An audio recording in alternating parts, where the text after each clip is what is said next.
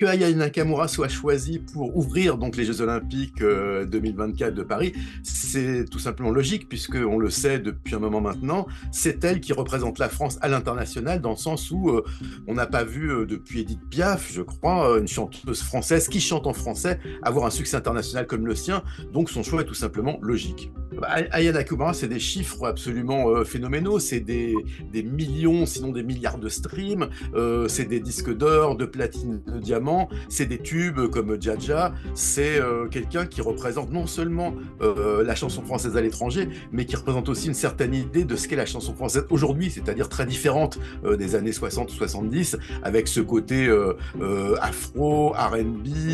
cette nouvelle orchestration et ces nouvelles sonorités qui font que la pop d'aujourd'hui est différente de celle du siècle dernier. Parce que le contenu des paroles des chansons dans la pop musique, que ça soit au siècle dernier avec les Beatles ou aujourd'hui avec d'autres artistes, c'est pas l'alpha et l'oméga, c'est quelque chose qui a une importance, mais là on n'est pas dans la chanson à texte, on n'est pas dans Jacques Brel qui chante Ne me quitte pas, on est dans une chanson populaire qui fait danser les gens, qui plaît au public et qui intéresse à l'international. C'est ça qui est intéressant, une chanteuse en français, pas Daft Punk qui est un groupe français qui rayonne à l'international mais qui chante en anglais ou qui n'a pas de texte, mais Aya Nakamura c'est une chanteuse française qui chante en français des textes qui plaisent à des gens qui ne sont pas français. Donc, n'en déplaise aux grincheux, elle est légitime. Oui, c'est amusant de voir comment CNews et d'autres médias ou journalistes qui penchent plutôt à droite, voire très à droite,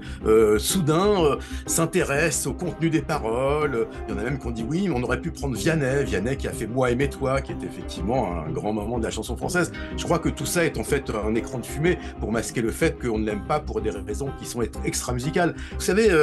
pour le bicentenaire de la Révolution, quand Jesse Norman a chanté la Marseillaise, un homme politique du parti qui a donné le RN aujourd'hui